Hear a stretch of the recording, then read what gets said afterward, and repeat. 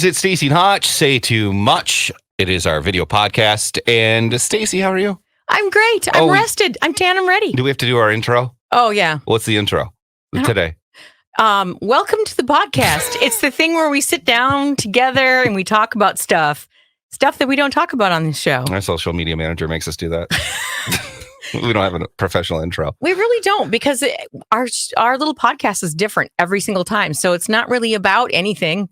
Yeah. It's about whatever we think about to talk about this And time. we're actually in studio today. Yeah. Which is rare. Usually it's at our home or really bad Wi-Fi connections. Yeah. But excited to have Chris Shatek with us today. Chris, we'll bring you on here. Chris, you're a talent coach? Well, no, I guess it wouldn't be talent coach. That's what we have. He's a ballet dancer? A talentless coach. A talentless coach. Oh, so when did you start ballet? But Chris is a friend of mine. We go back to 2006. Is that when you left? Something like that. Back down in Mankato. Chris did mornings at K-Dog, and he had left, and then I took his job. And usually in radio, when you say you took someone's job, it's not a good thing. It's not a good thing, but he left on his own terms. And then I was able to come in there, and he stayed around here for the most part. And although he did go to Miami for a little bit. Yeah. You did mornings in Miami? 3 years in Miami. Yep. It was nice and sunny, but it was a little bit crazy. Okay. Everything you would imagine about South Florida is true. Well, yeah. You have a lot of a man in Florida stories, I bet. Oh, yeah. Yeah. You have personal stories, I bet of. Well, you would see things all the time, like driving on the freeway. You would see like old people on a hover round scooter, like on the freeway. Like that was a regular occurrence. And they have these things down there. What do they call them? Something alert that when old people go missing, like all the time on the overhead things. Like that makes me sad. Yeah, there's it's never a dull moment down in there, Florida. Yeah. So Chris came back, has a family, did radio for your whole basically adult life. Yeah, I've been wanting to, since I was 5, I wanted to be on the radio. So I did it for 22-ish years. And it was fun. It was everything. Being poor is a good time. Yes, exactly. Yes. You nailed it. Being poor and getting drunk is what, and Chris is here. He's going to tell us his story, but also kind of inspire you guys as well. You started drinking. So let's start from the very beginning. Yeah, where are you going with that? Your parents, well, because I actually thought Chris started drinking for a different reason, but he didn't. Chris's mom, your mom had passed away you were very young. Yeah, actually, my parents both died when I was 19, 41 days apart from each other. Wow. Not to bring the room down, but yeah, it was. That must have been hard. It was a traumatic time in the summer of 2002. And, and that was right when I was starting kind of taking off in my radio career. So I was kind of like focused on that and kind of buried that. That was probably one of the big reasons why I started drinking. But actually, what propelled me into drinking the heaviest was getting let go from my first like big time radio job. It was like, I finally made it. I was doing my dream job, and that was here in the Twin Cities. It was, yeah. And you're like, no, you're not. Yeah, it was like everything kind of collapsed, and that was a big part of my identity. Like this is what I had aspired to do for so long, and when it got taken away from me, it was just that's when I started drinking, and it didn't, alcohol they call it the silent killer because it kind of slowly creeps in. You usually start drinking in your 20s and you don't really have any side effects. You can wake up with a hangover and just puke and rally, as they say, keep going and going and going. So I didn't realize, how much I was progressively drinking until, the last couple of years when I started noticing like, okay, I kind of don't have control over this anymore. That was where it got kind of like, because I don't like to use the term alcoholic, but you've heard of the term functioning alcoholic, right? And that's, by all accounts, that's what I was. I had a good job, family, friends. Like on paper, my life looked great, but I just couldn't seem to stop drinking. Like it had taken control over me. And after I got let go twice from the radio industry within 9 months, it was like, okay, the universe is telling me I gotta do something different here. And I just said at that point, if I'm going to have the life that I want, that alcohol can no longer be a part of it. And so I got that out of my life and didn't know what I was going to do. And here we are now. I'm actually a life coach that helps people change their relationship with alcohol and rediscover themselves. Because that's what I did. And so that's kind of why I use that tagline, because it is like I found myself again, like my true self, your true essence from like when you were a kid, all these things that you used to like to do. It's like I say that they didn't go away. They've just been kind of hibernating there for a long time. And now they've woken up again. And I mean, personally, I can say that every aspect of my life has improved since removing alcohol from it, so. And cold turkey. Yeah, cold turkey. Yeah, I had a threshold moment, as we like to say, when you get sick and tired of being sick and tired. Mm-hmm. And I guess one of the big things for me was I have a 4-year-old daughter, and she started saying things like, "Oh, Daddy, you got to go to the beer store. We're running out of beer." Or bringing me like, "Hey, Daddy, you need another drink?" Oh. Or she drew a picture of me just sitting on a couch with like a beer in my hand, and I'm like, okay, my parents, as we just talked about, died very young. My dad was 54, my mom was 49. And so I was like, what am I doing? I don't want to do the same thing to my daughter. Mm-hmm. And so there was a lot of factors that went into it. But for the most part, it was just cold turkey. And then I worked with life coaches to figure out what the hell I was going to do with my life. And through doing that work and getting certified and being a life coach, it's made a world of difference. Like my life is night and day different than it was even a year ago. Mm-hmm. And it's kind of indescribable unless you've kind of gone through that, So that's why I like doing this, because I know what it's like to be on both sides of that, Mm-hmm. Stuck in pain, feeling hopeless that you're never going to get this. Cause I had tried many times to stop drinking, and, I would do it for a little while. I would quit for a little while, but then I would end up going back because I wasn't getting to the root of the problem of why I was drinking in the first place. Yeah. And we're actually going to talk about something pretty interesting that you told me, because I had a lunch with Chris and I was just like, oh, we're going to catch up, going to see what he's up to. And then all of a sudden it turned into some weird session, and I'm like, oh, God, he got me locked in. My God. Is this a free trial? Like over I was some juicy Lucy's. Yeah. I was just like, but by the end of it, like, it made me feel good, Mm-hmm. And I know when people think of life coaches, they probably think Tony Robbins, and they think, they think of, even you could look at sermons at church Mm-hmm. as, a way to feel good and feel better. So, I never knew about the culture of life coaching, but you and I talk about mental health so much. Yep. And the things that we go through. I mean, to be honest, Staci's second divorce, my first divorce, people cheating, and people, it's just one of those things where you beat yourself down so much, and you come out of a pandemic and you just feel like crap. And a lot of the time it's like, well, why did they do this to me? Or why did they cheat on me? Or why am I in this position because of other people? But Chris said something to me that was like, it's starting to become a light switch for me. I'm dimming is what I'm doing. I'm not flipping it quickly. You've always been dim to me. But what'd you say to me about responsibility? Yeah. So, and I didn't mean to be harsh. I think I prefaced, I don't mean this to come off the wrong way, but for me, what helped is just taking complete 100% responsibility for everything in my life, whether it's good or bad, taking 100% responsibility, on everything really kind of flipped the switch for me, because there's things that are outside of my control, and I used to play the victim role very, very well. And, woe is me, sit in pity city and throw myself a pity party and be the victim. And I just realized that, no, this stuff, it's my responsibility. And once you start kind of taking ownership of that, it gives you back control of your life. And it may sound harsh to go, well, that's really not my fault. But if you just go, you know what?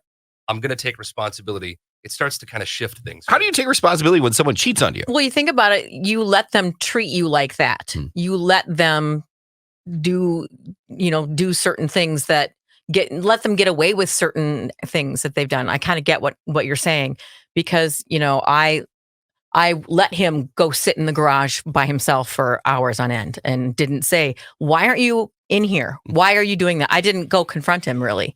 And that probably would have changed a lot. And I didn't do that. Yeah. So. I mean, because if somebody cheats on you, there's probably something underlying there that hasn't been addressed. And it's not like just out of the blue. And even if it is, there's as hard as it is to take responsibility for everything, if you just do that, it kind of sets you free instead of holding on to it and having this guilt or blame towards this other person. It's just kind of easier to go, you know what? It sucks that happened, but I'm just going to take responsibility and begin to move on from it. How do you look at I always, I've talked about this with Staci on the air. I said, because someone said that they don't like me talking about my divorce on the air because why would you talk about failure? And I've said this before. I said the relationship ended. Mm-hmm. It wasn't necessarily a failure. We have 2 great kids out of it. It just ended. Mm-hmm. There was no failure, I thought, to it. But people tend to think and go right to failure in their head. Yeah, whether it's with alcohol or with relationships or divorces or. I like to say there is no such thing as failure, only lessons. Because everything that you could look at as a failure, you can look at and go, okay, what lesson did I learn from this? And if you look at it like that, like flip it around, instead of going to the negative and looking at it as a failure, what did I learn for this? So that your next relationship, you can learn what maybe went wrong in that marriage, to not bring into your next one. The hardest thing is to do that in the moment. Oh, for sure. It's the opportunity to begin again more wisely. Who's had therapy for a long time? This girl. But it is like in the moment, you're like, okay, don't think negative. It's hard. Yeah. Yeah. Especially because you're hurting and you're just like, so you go through, it's like grief. When a marriage ends, there's grief. It's like grief, going through grief.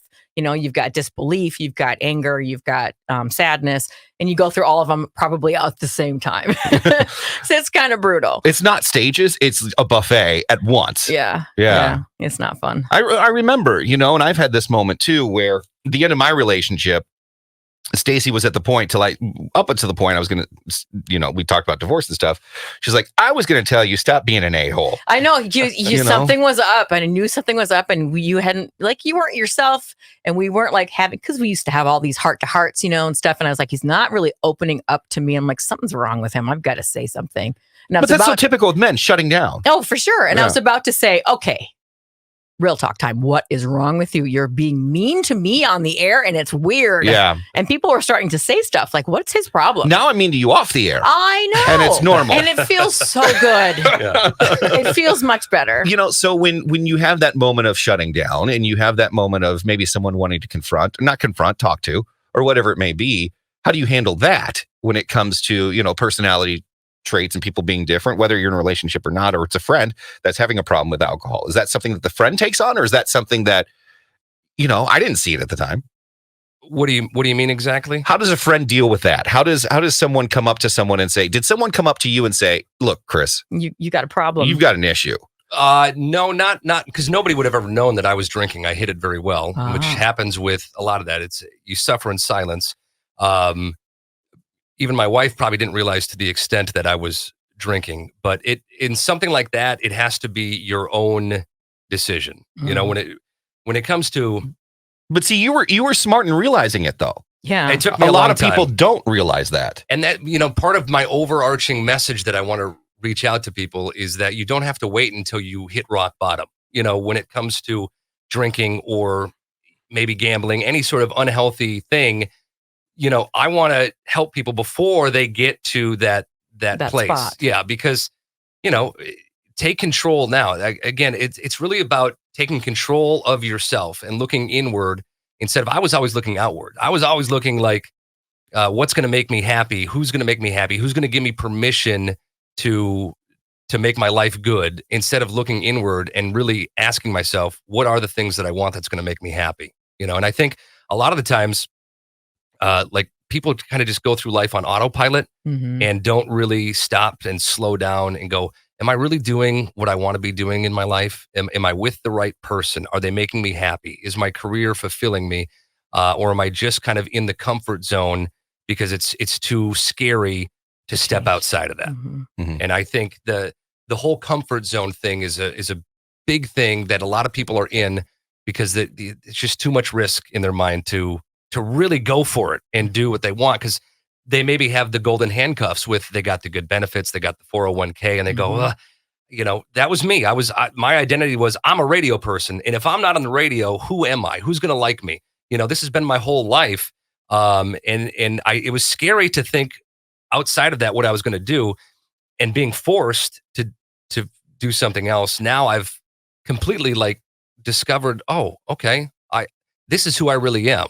I was holding on to a false identity, but it never would have happened if I would have stayed inside of the comfort zone. There are people that are just in the comfort zone, though, because they feel they have to be, whether it's financial, whether it's, like for me at this point in my life, with things that have gone on in my life that I'm learning to take responsibility for, like I can't just go out of my comfort zone some days because I have a family to support. I have kids to support. And a lot of that stuff does take financial assistance or it does take financial help, but I just can't do it. That's what people are probably saying. Well, I want to start this, or I want to do this, or I'd love to go and do what you did, but you had that same situation where you're like, I have no money now, and now I'm starting a business from ground up. And I did the selfish thing. I still think, like, am I being selfish? I could have just went to Costco and like sold tires. Like I could have just taken a job, and I actually had a job interview and I turned it down the day of because I'm like, I'm not going to be happy doing that. I got to go for this. So yeah, starting my own business. Doing something completely out of my wheelhouse is scary as hell. And yeah, I have a wife and a daughter that I have to think of, but she was supportive the entire time. And I'm glad about that. It took a lot of risk and there's still risk involved. But at the same time, it feels like I'm living for the first time in a long time. Like there's something so freeing about that. And all the things that I was afraid of, these fears that were coming up, really didn't happen. Like we spend so much time worrying about stuff, and 99% of the time the stuff doesn't happen, and it's holding us back when we're in that place of fear or scarcity. So, I mean, what's the worst that's going to happen? You go back to getting a job. Yeah, there's always going to be something you could fall back on. But again, if you ask people at the end of their life, they're more upset about the risks that they didn't take. You know what I mean? Then that's what they will always say. Like, I wish I would have followed my heart, my gut, and done this instead of just staying. What I should have, what everyone told me to do. Yeah. That's a very good point. Can you choose happiness? Yes, absolutely. And I think it's the only thing you should choose.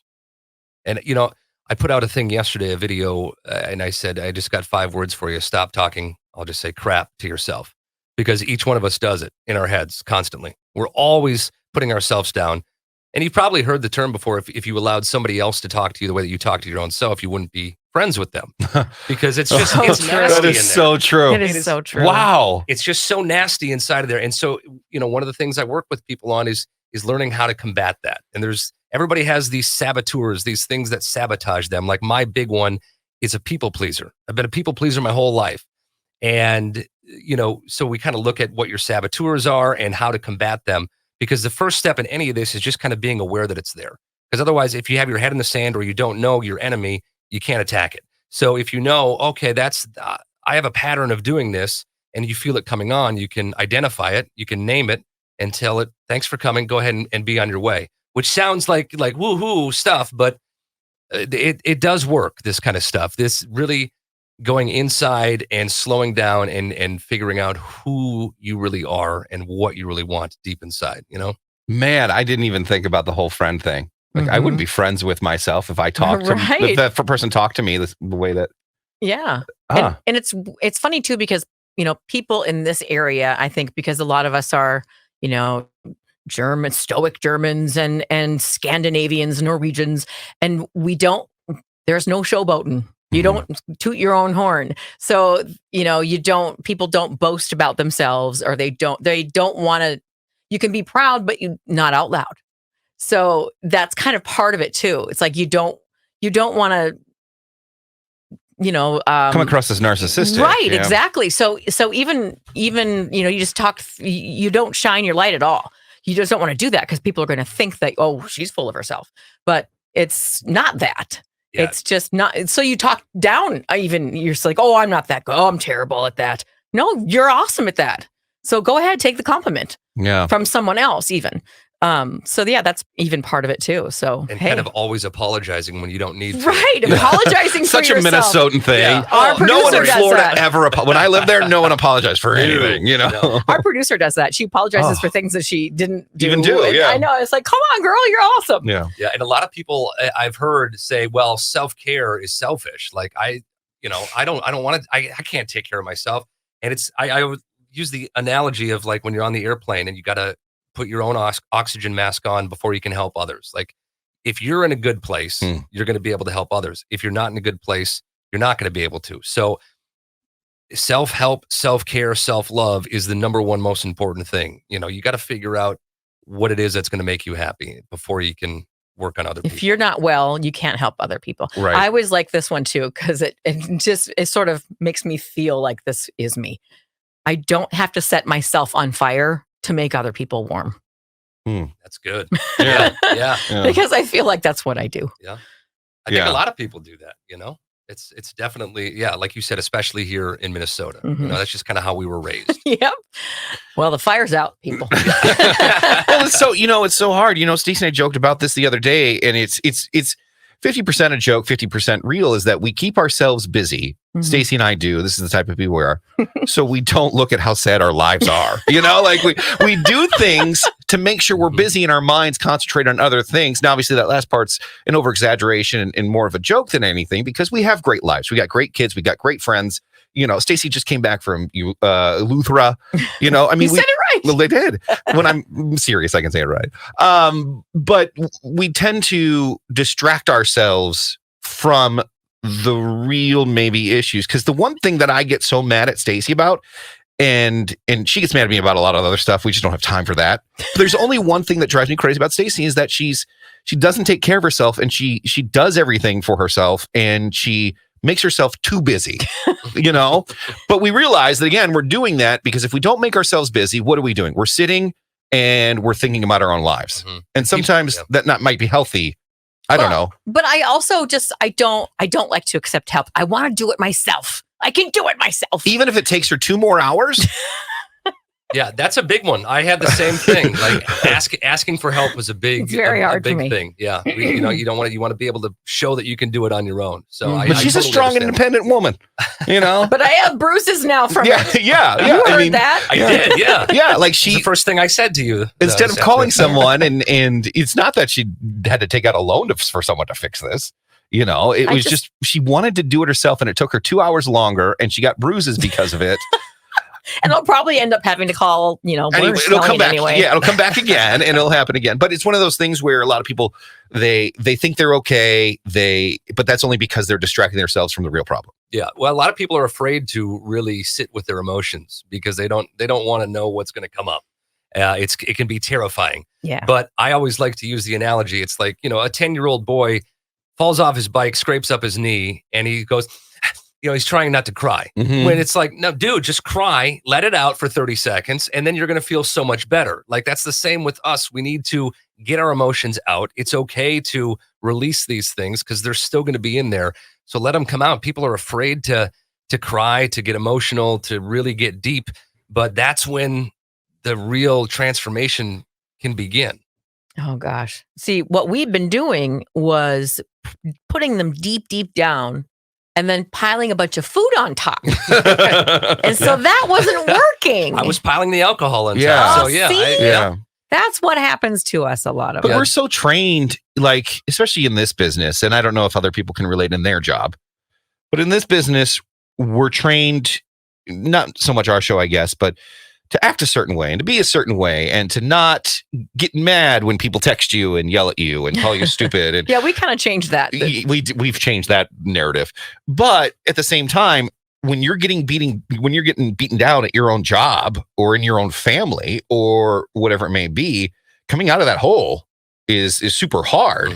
And trying to figure out a way to navigate through that is hard, and Minnesotans don't look for that help sometimes. Yeah, and the best way to combat that is to be really comfortable with who you are, and so that other outside people and forces can't affect you. Someone's saying right now to Chris, they're going, "How do I feel comfortable with who I am?" Because if I knew how to do that, that would have happened a long time ago, Chris. Then we call Chris and say, "How do we do that, Chris? Make an appointment." That's why I seriously, whether it's me or somebody else, everybody I think should have a life coach at least one session, because everybody walks away going in feeling one way and then walking out feeling a whole different way. It's like a weight being lifted off your shoulders, because what I like to say, life coaching is about getting naked. It's not about looking good. So it's, because we're always trying to look good for everybody, and put on a good face. But this is all about, no, we got to get real, because the more you put into it, And the more you are willing to get out of your comfort zone, the more growth you're going to have. And it is life changing. I a year ago was in a completely different place than I was today. And it's just because I had to go through this life coaching stuff myself. And, a lot of people probably haven't even heard of that or don't even know what that is, but it's different from therapy because I love therapy. I have a therapist as well. But what's different is we don't really go to the past with life coaching. We start from where you are and go to where you want to be. So I help people go from stuck to to winning, from just surviving to thriving, and going, bridging that gap from where you are to where you want to be. And, that's what I love about it. Like seeing people, the light bulb go off in their head and go, oh, wow. Because I like to say life coaching is about helping powerful people remember just how powerful they are, because we are all powerful and we all have blind spots that we can't see how we are powerful, but having somebody else kind of guide you and help open you up to that is life-changing, because it's not me telling people what to do. It's me asking questions for people to realize on their own, how they get to where they want to go and how powerful they are. And I love that. Yeah. It's life coaching is such an interesting, I don't know. It's like I said, I'm not a religious person, but I remember when I would go to church and I'd hear the sermon and it was personal, I'd be like, wow, that's affecting me and how I'm going to do things in the future, Mm-hmm. So Chris, if people want to learn more about you and kind of what you do, how do they do that? So you can go to my website. It's coachbychris.com. Otherwise, I'm all over social media, Facebook, Instagram, TikTok, and LinkedIn. It's all at Coach by Chris, the handle. One last thing. How important is personal health, physical health? Physical health. When it comes to finding out who you are and being, because like I said, alcohol was, that did a lot to you. Eating is another thing that makes you do that. But how important is physical health? Because I remember that video you did at the gym. Yeah. You're like, I don't want to step in there. I don't want to go in there. That is where, last March, a year ago at this time is when I started going to the gym for the first time really in my life. And I just kind of forced myself to do it. This is while I was still drinking at that time. But I got a personal trainer because I didn't know what I was doing. And I knew if I had somebody to hold me accountable, which also is helpful with the life coaching thing, like somebody holding you accountable is huge. So I hired a personal trainer so I knew I could figure out what the hell I was doing at the gym. And seeing results helps in anything that you are going through in life. Doing something physical on a regular basis is huge. And you don't have to do it a lot. There's a story of this guy who just started going to the gym for 5 minutes. He went for 5 minutes at a time. He would go and literally lift weights for 5 minutes and then leave. And he did that for about 2 weeks until he got in the habit of just going to the gym, and then eventually, increased that. So it's just, you don't have to start big. Can I go to the gym and sit in the hot tub for 5 minutes? You can, yeah. Because at least you'll be at the gym. It works for me, yeah. Why not? And you might pick up a dumbbell on your way to or from the hot tub. You never know. Yeah. But yeah, physical health is definitely helpful when you're going through something. If you want to get out of a funk, lift some weights, do some running, punch something. I mean, that's a great way to. If you become my life coach, will we go for walks together? I mean, we can hold hands. I mean, it's totally up to you. I'll be crying while people are walking. People think we're breaking up. Why is that man crying? He has a wife and kid at home. Why is he holding that man's hand and crying? Chris, it's good to talk to you. We'll definitely have you back in. There's just so much more to talk about. So thanks for coming in, man. Yeah, I appreciate it. Thank you guys for having me. There you go. All right, Staci and Hutch say too much. We still have to do the Bahamas. Yes, I have such amusing videos that talking you're about love. Falling flat on your face. You're gonna love it. We're gonna talk about that coming up a little bit later. So there you go. Staci and Hutch say too much.